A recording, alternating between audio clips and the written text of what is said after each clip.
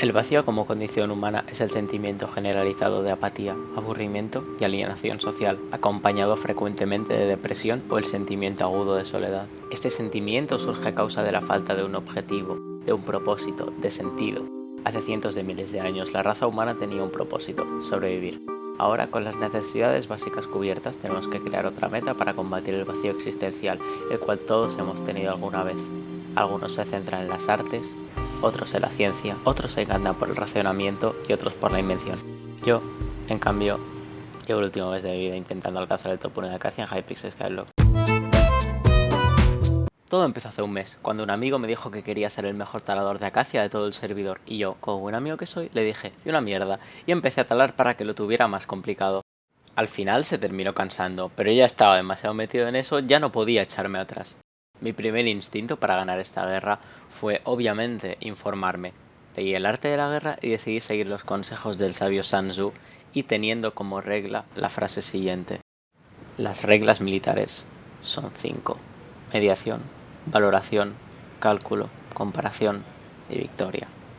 Como en aquel momento mi enemigo se había retirado, no me quedaba otra que saber a quién me enfrentaba ahora. Hice una búsqueda rápida y me dieron el nombre de Lucky 07, la top 1 de Acacia en aquel momento. Fui a su isla para ver su armamento e intercambié algunas palabras con ella. Saqué dos cosas de aquella visita. La primera era que ella ni se estaba esforzando. Del máximo de minion slots disponibles, solo tenía 22, de los cuales únicamente dedicaba 14 a la producción de la preciada madera. La segunda fue una invitación a un grupo de taladores especializados en acacia, donde aparte de ella estaban Acino, el top 3 en el momento, y Yumi 505, el top 4. No sabía mucho de los otros, pero no supuse que fueran a suponer ningún obstáculo, así que seguí con mi plan. 2 semanas después me encontré con mi primer bache, el agotamiento mental. Veréis, un día tiene 24 horas, de las cuales solo dormía 7 para maximizar el tiempo que estaba talando. De las 17 horas restantes me pasaba 2 entre comida, desayuno y cena, y de las 15 que me sobraban me pasaba unas 12 talando. Pude mantener ese ritmo 2 semanas hasta que mi cabeza cedió y tuve que abandonar la guerra por un tiempo. 10 días pasaron hasta que pude regresar. 10 días que por un lado hicieron que perdiera muchísima madera, pero que me sirvieron para desconectar, recargar pilas y hacer un horario más optimizado para poder talar sin llegar al agotamiento. Así lo hice hasta que durante esta última semana rompí la barrera más importante hasta hoy, los 10 millones. Me ha tomado un mes, pero he logrado recortar mucho terreno al actual top 1, Acino, el cual le arrebató el puesto a Lucky. Que bueno, son amigos y a ella no le importa, pero bueno, quería darle más dramatismo a la situación. Ahora que sabéis qué ha pasado hasta ahora, toca pasar al siguiente punto, mi estrategia. Yo soy un hombre de números, y como tal tengo un Excel con un montón de cálculos de diferentes aspectos. El más importante es que si sigo a este ritmo, nunca voy a poder ser el top 1. Parece desolante, pero no lo es en realidad.